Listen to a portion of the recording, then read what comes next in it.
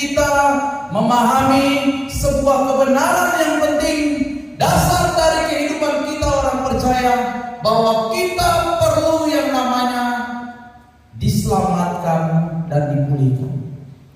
Hari ini saya percaya kita yang hadir dalam wadah pelayanan Oikumene adalah orang-orang percaya. Apapun denominasi gereja kita, latar belakang pelayanan dan ibadah kita di mana, tetap kita adalah orang percaya.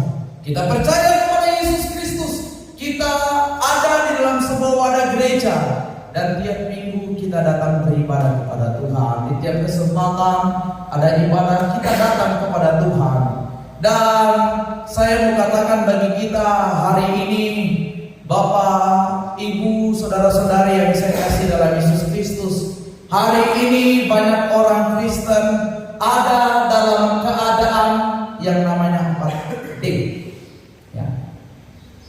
Orang Kristen hanya ada dalam keadaan 4D. Ini keadaan paling menyenangkan. Datang, duduk, diam, dengar. Habis itu kalau tambah D yang kelima sudah pulang, jadi dungu lagi ya. Jadi ya sudah, yang penting saya orang Kristen, saya beribadah selesai. Ya, saya datang baik-baik, tenang, dengan wajah yang penuh belas kasihan dari Tuhan, duduk di gereja dengan ketenangan, dengan damai, tidak mau ribut ya, diam-diam dengar apa kata firman Tuhan. Setelah itu pulang, tapi tidak berbuat apa-apa. Ini keadaan kita orang Kristen pada umumnya. Tapi sebenarnya Bapak Ibu, saudara-saudari yang saya kasih dalam Yesus Kristus, Tuhan menginginkan kita bukan menjadi orang Kristen 4D, tapi Tuhan menginginkan kita menjadi orang Kristen 4M. Ya. M yang pertama itu kita menjadi orang Kristen yang menjangkau. Kita menjadi orang Kristen yang mengumpulkan. Kita menjadi orang Kristen yang memuridkan. Dan kita menjadi orang Kristen yang melipat gandakan. Karena waktu Tuhan datang ke dalam dunia dan menjadi sama dengan kita manusia, di dalam diri Yesus Kristus, Tuhan Yesus bukan hanya mau mati bagi dosa-dosa kita dan menyelamatkan kita melalui karyanya di atas kayu salib. Namun sebelum itu, sebelum Yesus menyelesaikan misinya yang utama dan terutama, Yesus berjalan berkeliling ke desa. Yesus melakukan pengajaran. Yesus datang kepada orang-orang terhilang, datang kepada mereka yang sakit, datang memberitakan bahwa kerajaan surga sudah dekat, datang dan menyampaikan kebenaran-kebenaran kepada banyak orang yang sedang terhilang. Dan waktu Yesus sebelum kembali ke surga, ingat amanat agung yang Yesus sampaikan di dalam Matius 28 ayat 19-20. Apa pesan Yesus kepada para murid dan kepada kita orang percaya hari ini? Yesus katakan, karena itu pergilah, jadikanlah segala bangsa muridku, dan baptislah mereka di dalam nama Bapa, Anak dan Roh Kudus, dan ketahuilah Aku menyertai kamu, kata Yesus. Tuhan Yesus menginginkan kita orang percaya bukan hanya ada dalam posisi yang nyaman dan kita merasa bangga bahwa kita ini adalah orang-orangnya Tuhan dan masuk surga. Betul Bapak Ibu yang saya kasih, waktu kita percaya kepada Yesus, surga sudah menjadi jaminan hidup kita. Amin. Tapi selama kita menjadi orang percaya dan waktu kita sudah menerima Yesus, bukan berarti langsung masuk surga. Toh masih ada dalam dunia ini, masih ada kepercayaan, masih ada tanggung jawab, masih ada hari-hari hidup yang masih Tuhan percayakan, yang akan kita lalui. Dan Tuhan menginginkan kita menjadi saksinya, menginginkan kita menjadikan orang-orang yang belum percaya ada tanggung jawab sebagai orang percaya. Dan jangan jadi orang Kristen yang egois. Katakan, jangan jadi orang Kristen yang egois. Haleluya. Dan seperti yang tadi saya katakan Bapak Ibu saudara-saudara yang saya kasih, Waktu Yesus datang ke dalam dunia ini, waktu Yesus berjumpa, dan di dalam firman-Nya di dalam Lukas pasal 9 ayat 10 katakan bahwa aku datang bukan untuk orang benar, tapi aku datang untuk orang berdosa.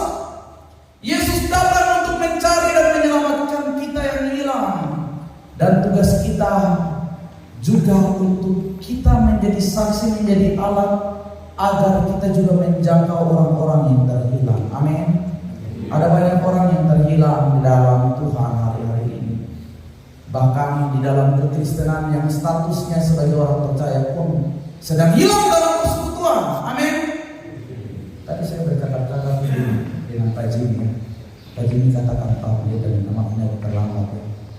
Ini sudah disampaikan di grup ini anggotanya sekian 195. Tapi biasa yang ada ya puji Tuhan tidak sampai 50. Hari ini saya lihat ada sukacita karena bangku-bangku cukup terisi ya.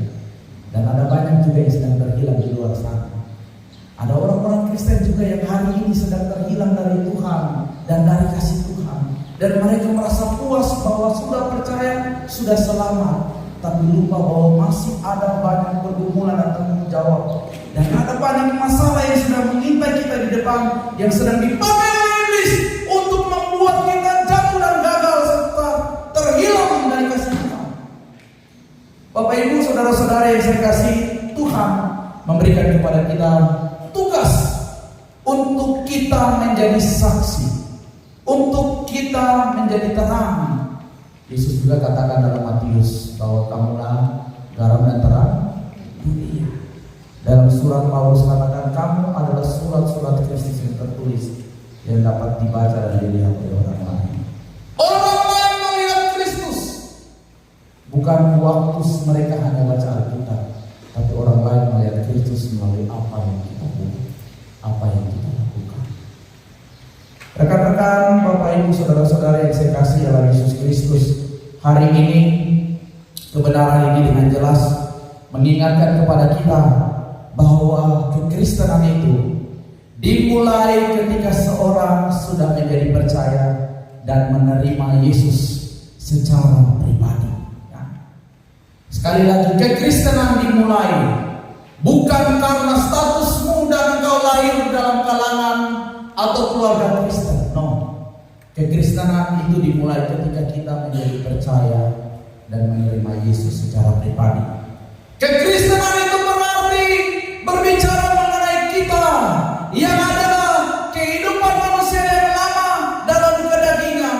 Kita sudah pindah ke dalam roh, karena roh Tuhan ada dan menghidupkan kita. Kekristenan itu berbicara sudah tidak ada lagi bayang-bayang maut yang mengintai. Tidak ada lagi ketakutan kalau mati saya masuk kemana. Tapi kekristenan, karena ada Yesus, kita sudah pindah dari yang namanya maut ke dalam hidup. Dan kekristenan itu berbicara ketika kita sudah pindah dari yang namanya gelap ke dalam terang. Ini kekristenan yang sejati. Dan hari ini saya rindu kita bersama-sama melihat apa kata kebenaran firman Tuhan. Paket lengkap kekristenan. Bukan hanya percaya, tapi kita juga perlu yang namanya estetika. Bukan hanya kita selamat, tapi kita perlu dipulihkan. Kita perlu diperlengkapi, dan kita perlu yang namanya diutus. Katakan selamat, dipulihkan, diperlengkapi, dan diutus. Puji Tuhan, ini sebuah paket lengkap kekristenan, bagaimana kehidupan kita itu benar-benar menjadi orang percaya yang bernilai.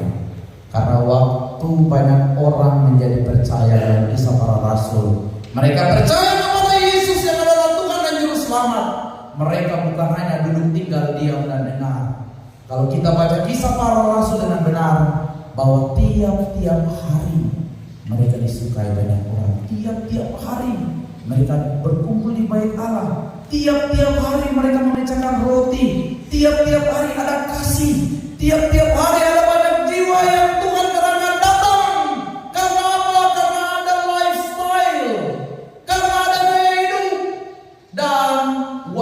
mereka ada di dalam sebuah kota. Kalau kita baca dalam Kisah Rasul 11 ayat 6, disitulah kata Kristen pertama kali muncul, yakni pengikut Yesus. Karena apa? Karena mereka sama dengan apa yang Yesus lakukan. Yesus datang untuk menyelamatkan kita. Yesus datang untuk kita dipulihkan. Yesus datang untuk memperlengkapi kita. Dan Yesus datang untuk mengutus kita dan menjadi saksi. Amin. Dan hari ini saya minta maaf karena terbatas waktu. Saya hanya menyampaikan 2 poin penting. Kalau diizinkan lagi saya akan bawa dalam poin yang ketiga dan keempat. Namun hari ini saya rindu kita bersama memahami mengenai keselamatan dan juga pemulihan. Saya rindu untuk kita bersama-sama dengan jelas, identitas kita dengan jelas, kita memastikan diri kita bahwa kita adalah anak-anak Tuhan. Kita adalah orang-orang yang pasti ketika meninggalkan dunia ini, surga menjadi jaminan kita. Amin. Dan saya rindu untuk kita juga memahami bahwa dalam perjalanan selama ada dalam dunia ini, walaupun kita masih ada di dalam kedagingan, walaupun kita masih ada dalam status kita sebagai manusia biasa, saya rindu kita juga mengalami yang namanya pemulihan, dipulihkan dari Tuhan. Nah, hari ini saya rindu dengan cepat saja kita memahami poin penting mengenai selamat.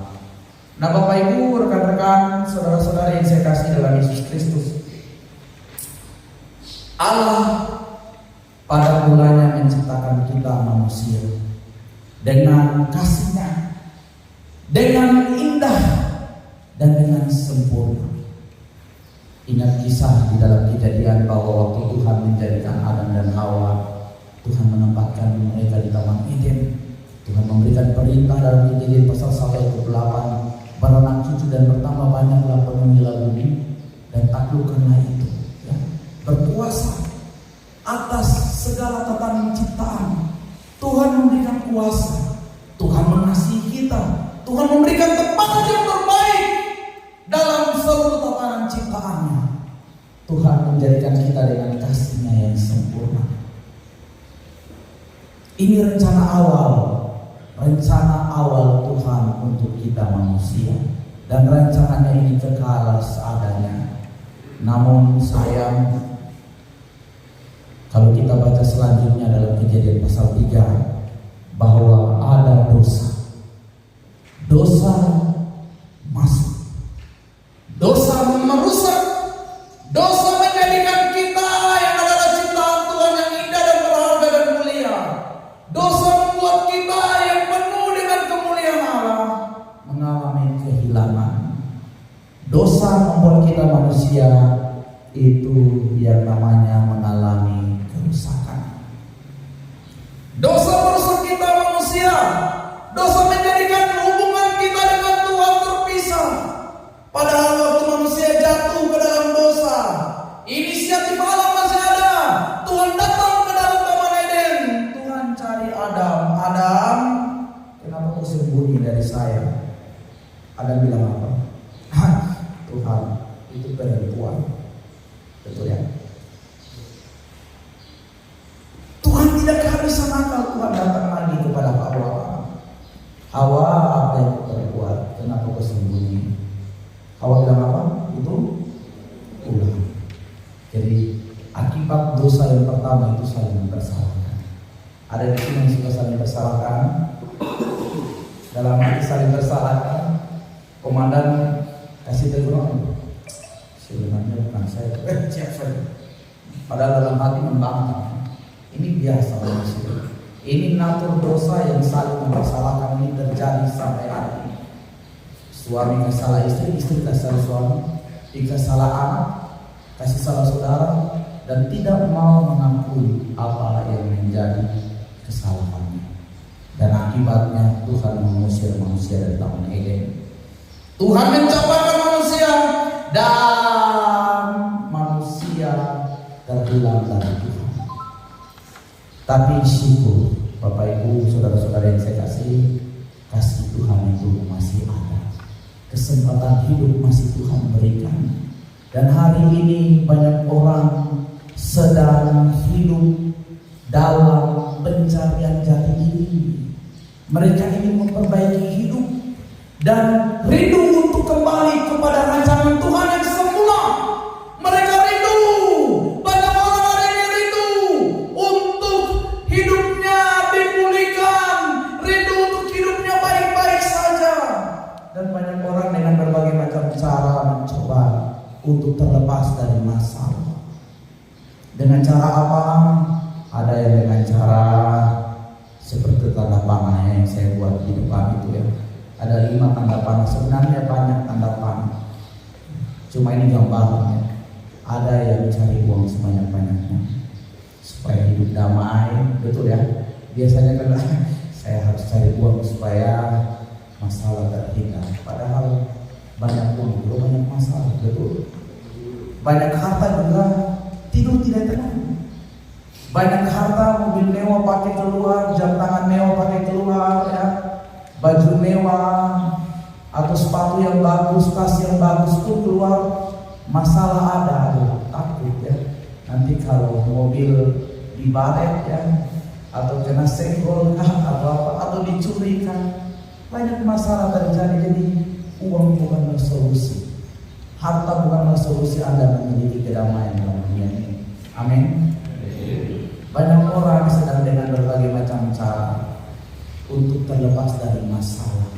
Bahkan ada yang ingin mulai judi, easy money ya, ingin gampang dengan bertaruh, Tuhan tolong semoga angka ini keluar, Tuhan tolong semoga saya menang.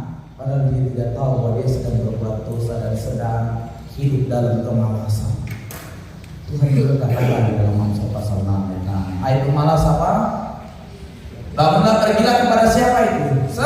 Semut. Perhatikanlah tinggalnya dan jadilah bijak. Walaupun tidak ada pemimpinnya, dia bekerja keras. Ya. Jadi Tuhan tidak menginginkan kita menjadi orang Kristen yang malas, orang Kristen yang malas tahu, orang Kristen yang harap gampang, isi money, ya, judi, pinjaman online, ya. Akhirnya terjerat, harta lain dijual. Masih bagus hartanya dijual. Kalau jual diri lagi ini masalah. Banyak orang sedang terlilit dalam masalah dan sebenarnya mereka tidak sadar bahwa harus kembali kepada Tuhan. Lebih parahnya lagi, sudah percaya setia gereja tapi sakit sedikit cari orang pintar, cari buku. Itu bapak di Kuala itu dia orang hebat. Kita pergi sana sana. Dan tiup sembahyang itu air sedikit sudah selesai kita sendiri. Katanya anak Tuhan, tapi masih percaya juga kepada yang demikian. Katanya sarjana doktor, tapi cari orang pintar, berarti Anda bodoh. Ini realita, Bapak Ibu saudara-saudara yang saya kasih dalam Yesus Kristus. Banyak kita sedang terhilang, banyak kita sedang mencari cara untuk terlepas dari masalah yang ada dalam dunia ini. Dan saya mau katakan kabar sukacita bagi kita hari ini. Anda dan saya ketika mau terlepas dari masalah, ketika kita mau terbebas dan kembali kepada rancangannya yang semula, ada solusi, ada jalan yang diberikan Bapa di surga kepada kita. Yohanes 13 ayat 6 katakan bahwa karena apa? Karena begitu besar kasihnya Bapa, kasih Allah kepada kita, sehingga Ia telah mengaruniakan anaknya yang Tuhan. Allah datang dan menjadi sama dengan kita manusia. Allah datang ke dalam dunia ini untuk memulihkan saudara dan saya. Allah datang agar kita menjadi percaya dan kita berbalik kepadanya. Allah datang turun ke dalam dunia di dalam wujud Yesus Kristus, dan Dia sudah mati bagi dosa-dosa kita, dan Dia sudah dimuliakan Bapa di surga. Dia sudah naik kembali ke surga. Ini berita sukacita. Ini dasar keyakinan kita orang percaya. Ini kebanggaan kita seharusnya orang percaya dalam mempertanggungjawabkan iman. Dalam bimbingan saya kepada anak-anak rohani yang mau dibaptis, saya katakan, kenapa kamu dibaptis? Kenapa kamu percaya? Kalau ditanya apa alasanmu percaya kepada Yesus, saudara berkepala, diam saja. Tunggu saya menjawab. Kalau juga bingung, saya tidak mengerti. Kadang-kadang kita anak-anak Tuhan bingung dalam mempertanggungjawabkan iman kepada Yesus. Sebenarnya sederhana, simpel. Bapak Ibu, saudara-saudara yang saya kasih, tolong percaya kepada Yesus, karena Yesus itu Allah yang datang ke dalam manusia, dalam dunia, dalam hidup manusia. Yesus, dia tahu surga, dia pemilik surga, dia sudah datang ke dalam dunia, dan Yesus sudah kembali ke surga. Berarti dia tahu jalan ke surga. Amin. Yohanes 14 ayat 6 katakan, akulah jalan dan kebenaran dan hidup. Tidak ada seorang pun yang dapat datang kepada Bapa kalau tidak melalui aku. Saya lebih suka terjemahan King James Version. Dikatakan, I am the only way. Saya satu-satunya jalan. Kita berbahagia, kita berbangga karena kita punya Yesus yang sudah datang dan sudah kembali ke surga. Dan dia menawarkan kehidupan yang kekal kepada saudara dan saya. Maukah kita percaya kepadanya? Maukah kita membuka hati kita? Kita berbalik dari cara hidup kita. Kita berbalik dari segala upaya-upaya yang sebenarnya sia-sia dan datang dan merendahkan diri kepada Yesus. Agar hidup kita dikembalikan kepada rencananya yang semula. Hidup kita dipulihkan. Ini yang Tuhan Yesus inginkan.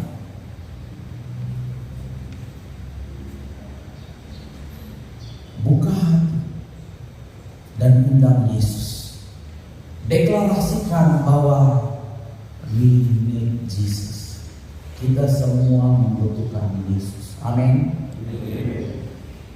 Saya suka dengan kalimat yang biasa saya ketik dan sampaikan kepada jemaat Tuhan. Without God, without Jesus, you are nothing. Tanpa Tuhan dan tanpa Yesus, kamu tidak ada apa-apanya. But without God, with God, tapi dengan Yesus, with God, we are something. With Jesus, we are something. Dengan Tuhan kita menjadi sesuatu yang berharga dan bernilai. Dengan Tuhan kita dapat melakukan perkara-perkara yang besar. Amin. Buka hati dan kembali deklarasikan iman keyakinan. Pastikan bahwa saudara dan saya ada di dalam Yesus dan Yesus ada di dalam kita. Pastikan bahwa kita sudah mengundang Yesus dan katakan, Tuhan, saya adalah orang berdosa, saya tidak mampu, saya tidak dapat berbuat apa-apa tanpa Engkau. Di luar-Mu saya bukan siapa-siapa. Amin.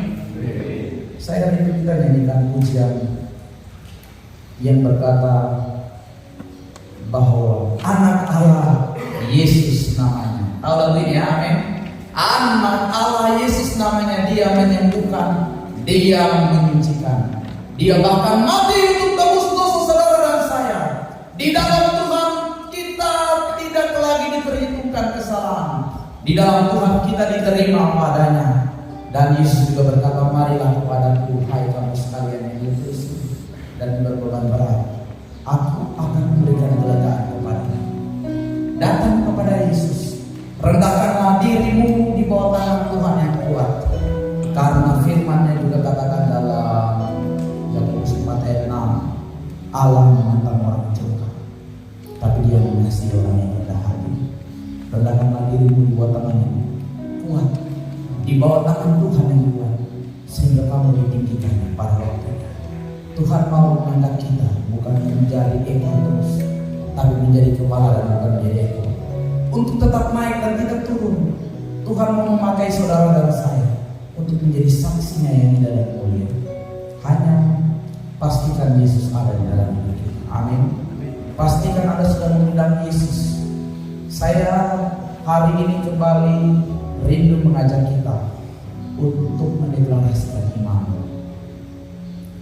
Mungkin kita sudah menjadi orang percaya cukup lama, mungkin kita sudah beribadah cukup lama, mungkin kita sudah setia melayani Tuhan, tapi mari dengan rendah hati kita kembali datang kepada Tuhan. Katakan, Tuhan, saya rindu kumpul. Dan nyanyian ini menjadi kekuatan bagi kita. Anak Allah, Yesus namanya. Dengan sukacita kita hidupkan pujian ini. Haleluya. Kita usir orang mengantukkan, orang malas tahu pikiran-pikiran yang lain. Katakan, Yesus, hanya Yesus, selamanya Yesus, hanya Yesus, berkuasa di surga maupun di bumi. Yesus namanya menyembuhkan.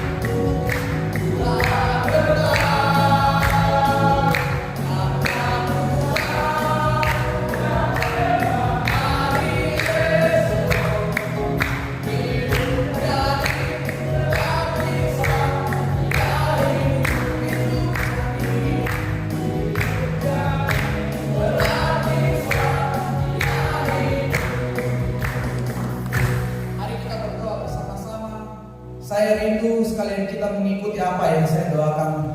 Katakan, Tuhan Yesus, saya mengaku saya orang berdosa, saya lemah, saya penuh dengan kesalahan.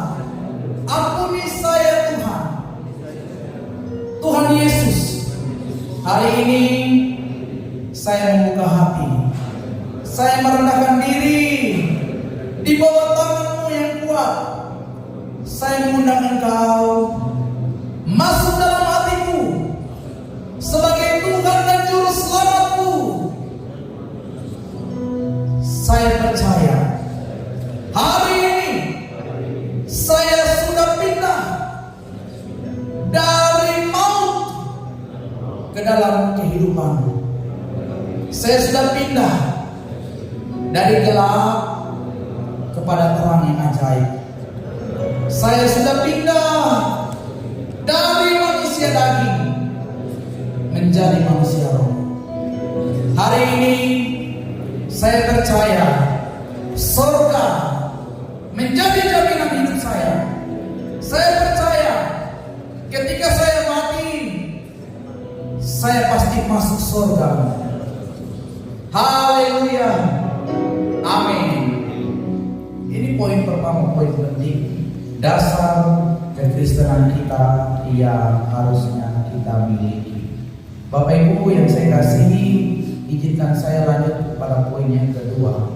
Setelah kita mengalami keselamatan, SD3 tadi ya, selamat, kita perlu dipulihkan, kita perlu diperlengkapi, dan kita perlu diutus. Namun hari ini saya nyabagawa dalam Mulobatia, kita selamat dan kita dipulihkan.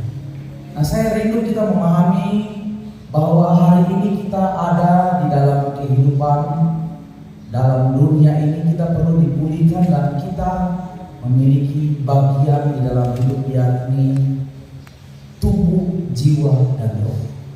Ya.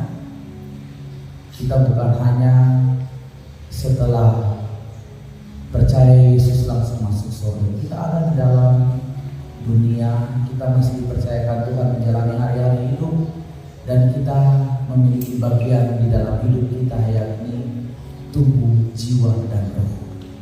Waktu kita percaya kepada Yesus, waktu kita mengakui dan menerima Yesus sebagai Tuhan dan Juru Selamat, Alkitab katakan di dalam Efesus pasal 3 ayat 1 ayat 13, di dalam Dia juga, artinya di dalam Yesus Kristus, karena kamu telah mendengar firman, karena kamu sudah percaya, ya, karena kamu telah mendengar firman, yaitu Injil keselamatanmu. Di dalam Dia kamu juga, ketika kamu menjadi percaya, kita sudah dimeteraikan dengan Roh Kudus. Roh kita dibaharui, ya. Roh kita bukan lagi sama seperti roh yang dulu, tapi sudah ada Roh Tuhan ada dalam hidup kita. Ada meterai, ada tanda bahwa kita akan menerima keselamatan. Roh kita sudah dibaharui, benar. Itu jaminan. Tapi ingat, kita masih ada dalam kehidupan dan produk lama. Waktu Tom percaya kepada Yesus, bukan berarti langsung saya punya tubuh ini berubah, ya. Bukan berarti langsung saya punya hidup ini dan wajah berubah, karakter saya berubah, sikap dan sifat saya, cara bicara saya berubah. Kita masih ada dan di dalam tubuh yang memiliki jiwa dan masih ada dalam produk lama. Roh kita sudah dibaharui, tapi ingat bahwa jiwa kita ini, pikiran kita, perasaan dan kehendak kita masih sama. Dan produk lama ini yang kadang membuat kita tidak maksimal di dalam kehidupan kekristenan, yang membuat kita masih jatuh bangun dalam dosa. Dan ini juga mempengaruhi tubuh kita. Tubuh ini bicara tentang ada penglihatan kita, ada pendengaran, ada perkataan, ada tindakan, ada perbuatan. Jangan bilang saya sudah jadi orang Kristen, saya sudah melayani Tuhan, saya sudah sekolah pendeta, jadi saya sudah tidak berbuat dosa. Tidak, itu tidak jadi jaminan. Kadangkala banyak kita tidak menyadari bahwa kita perlu dipulihkan, jiwa kita perlu dipulihkan. Dan saya percaya waktu roh kita sudah dibaharui oleh Tuhan, jiwa kita sudah dipulihkan, tubuh kita juga akan mengalami pemulihan. Amin. Apa yang kita lihat, apa yang kita dengar, apa yang kita perkatakan tidak akan sama seperti dulu lagi. Amin. Seperti pujian, hidupku bukannya aku lagi, tapi apa? Kristus di dalamku. Ada satu pendeta, ya, jalan ketika hujan, dan waktu lewat di genangan air, ada satu mobil dari arah berlawanan. Dia balap dan airnya ciprat karena pendeta ini naik motor, ya. Langsung keluar kata-kata makian. Sudah mulai kata-kata maki-makian binatang kandang, binatang, hewan-hewan semut yang nama memuji. Padahal sudah percaya, ya. Padahal sudah melayani Tuhan. Ada banyak kita orang Kristen masih jatuh bangun di dalam dosa. Kita jadi orang Kristen yang bukan naik terbang tinggi seperti Raja Wali, tetapi kita naik seperti layang-layang yang bisa tarik turun ke bawah, yang bisa dilepas ke atas, tapi bisa ditarik turun ke bawah. Karena apa? Karena kita belum mengalami yang namanya pemulihan. Kita belum menyadari bahwa kita ini produk lama. Kita belum menyadari bahwa ada banyak kesalahan dan iblis yang dulu sudah menggerogoti hidup kita. Dia berjalan sama seperti singa. 1 Petrus 5 ayat 8. Singa yang berjalan berkeliling mencari apa? Mencari orang yang hendak ditelannya. Iblis itu seperti singa. Tahu singa ya? Kalau singa dapat rekamannya, dia sudah rasa enak ya. Tidak mungkin dia akan lepas. Pasti dia akan kejar terus untuk menjatuhkan. Kita anak-anak Tuhan, walaupun kita sudah pindah daripada maut kepada kehidupan, dari gelap kepada terang, ingat bahwa lawan kita si iblis juga sedang mengintai kita. Dia tahu kelemahan kita, dia tahu jiwa dan tubuh kita, dia tahu bahwa kau ini dulu tukang pamaki, kau ini dulu tukang hidup dalam dosa, kau ini dulu suka main judi, kau ini dulu tukang main perempuan, kau ini dulu suka berbuat kejahatan. Ini sedang mengintai kita, dan kita tidak sadar bahwa kita belum dipulihkan secara sempurna. Kita tidak sadar bahwa kita cuma menjadi orang Kristen yang hanya mau percaya. Kita lupa bahwa sebenarnya kita juga perlu dipulihkan. Nah, Bapak Ibu yang saya kasih dalam Yesus Kristus, secara cepat firman Tuhan katakan dalam Galatia pasalnya yang kelima ayat 15 hingga ayat 16. Maksudku ialah hiduplah oleh Roh, maka kamu tidak akan menuruti keinginan daging, sebab keinginan daging berlawanan dengan keinginan Roh, dan keinginan Roh berlawanan dengan keinginan daging.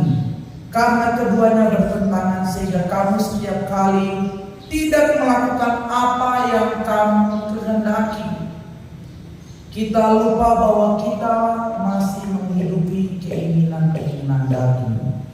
Kita lupa dan kita berbangga bahwa hanya cukup sampai diselamatkan. Kita lupa bahwa daging kita sudah tercemari dan kita ada di dalam kehidupan yang berdosa. Kita ada di dalam dunia yang telah terkontaminasi oleh dosa, dan ada banyak kesempatan yang iblis sedang intai dan iblis sedang pakai untuk menjatuhkan kita anak-anak Tuhan di dalam dosa. Bapak Ibu yang saya kasih, oleh sebab itu hiduplah oleh Roh dan hiduplah dalam pemulihan yang Tuhan sedang sediakan. Mari kita lihat bersama-sama, rekan-rekan yang saya kasih, apa saja yang menentang keinginan Roh Kudus di dalam diri kita. Galatia pasal 5 ayat 19 hingga ayat 20 dan ayat 26. Ini ada hal-hal penting yang kita perlu pahami, bahwa hal-hal inilah yang bertentangan dengan kehendak Tuhan di dalam Roh-Nya yang kudus. Hal-hal kedagingan apa saja itu? Mari kita lihat bersama-sama. Yang pertama, ada percabulan. Ini bertentangan dengan keinginan Roh Kudus. Kecemaran, hawa nafsu, penyembahan berhala, sihir, perseteruan, perselisihan, iri hati, kepentingan diri sendiri, ada amarah, ada percideraan, ada roh pemecah, kedengkian, kemabukan, pesta pora, gila hormat, saling menentang, dan saling mendengki. Ini hal-hal yang membuat hidup kita tidak maksimal dan membuat hidup kita tidak dipulihkan oleh Tuhan. Dan kita harus minta Tuhan serta deklarasikan di hadapan Tuhan bahwa saya tidak mau terikat dengan yang namanya roh percabulan, saya tidak mau terikat dengan yang namanya roh kecemaran, saya tidak mau terikat dengan yang namanya roh hawa nafsu, penyembahan berhala, sihir, perseteruan dan lain sebagainya yang firman-Nya katakan dalam Galatia 5 ayat 19 hingga 20 dan ayat 26. Hal ini harus ada dalam pikiran kita, harus kita sadari agar hidup kita benar-benar dipulihkan. Amin. Mau hidup kita dipulihkan? Amin. Mau hidupmu dipulihkan? Amin. Siap dipulihkan Tuhan? Siap. Saya percaya ketika kita dipulihkan, waktu kita sudah mendeklarasikan diri di hadapan Tuhan dan kita memutuskan segala ikatan roh-roh yang bertentangan dengan roh Tuhan, dengan pekerjaan buah-buah Tuhan di dalam buah-buah roh. Galatia pasal 5, kasih, sukacita, damai sejahtera, kesabaran, kemurahan, kebaikan, kesetiaan dalam melakukan penguasaan diri. Waktu kita mendeklarasikan di hadapan Tuhan, saya percaya Tuhan akan memimpin kita. Tuhan akan pulihkan, Tuhan akan jadikan hidupmu maksimal, dan Anda akan melihat kemuliaan Tuhan. Anda akan berjalan di dalam terang Tuhan. Anda akan berjalan dan melihat kuasa Tuhan yang besar. Karena apa? Karena Yesus sudah ada di dalam diri kita. Amin. Saya rindu mengajak kita kembali berdoa. Di akhir dari firman Tuhan hari ini, saya rindu kita mendeklarasikan diri di hadapan Tuhan. Mungkin hari ini Anda berkata, Bapak Pendeta, saya tidak pernah terlibat dalam percabulan. Saya tidak pernah terlibat dalam kepentingan diri sendiri. Saya tidak pernah terlibat dalam roh pemecah. Saya tidak pernah terlibat dalam kemampuan. Saya tidak pernah miras.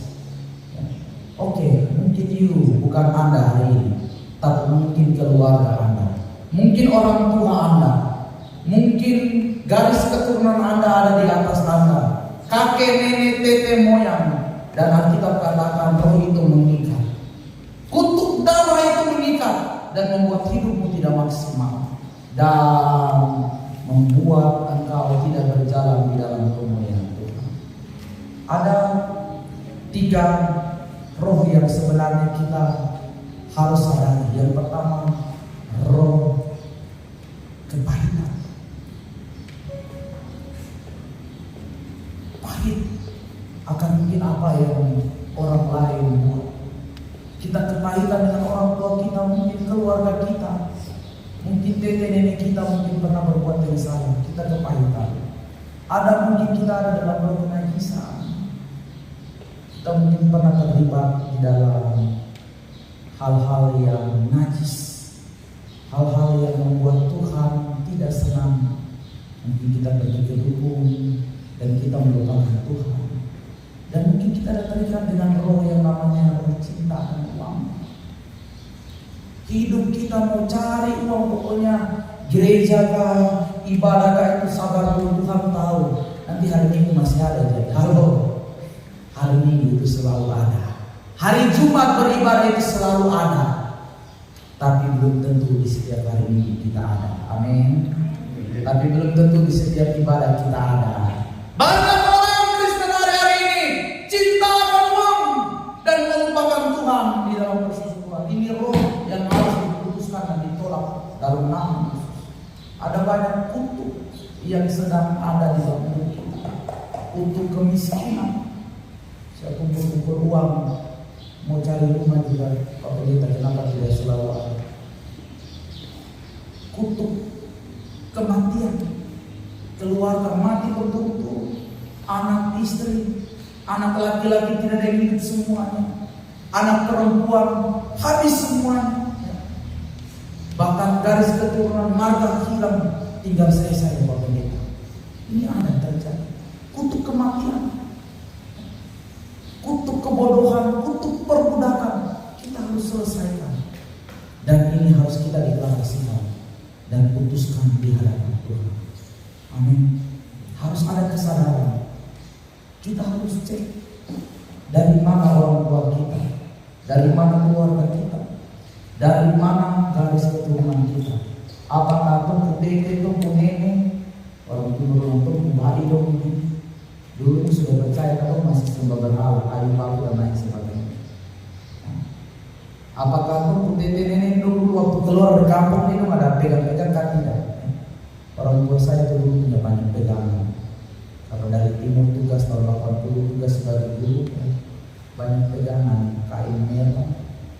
Apalagi ada akar-akar sedikit dompet, cincin yang batunya besar. Cincin ayah saya itu bapak saya. Kalau normal jari normal ini begini, kelingking dengan jari manis tidak sama. Tapi waktu kasih masuk cincinnya, tiba-tiba jari manis dengan jari kelingking sama. Orang tua saya ada dalam kutuk kenajisan dan kutuk cinta uang. Saya adalah bagian dari keluarga anak yang sebenarnya ditumbangkan karena kedengkian, karena cinta uang ayah saya, gila hormat, saya menjadi korban.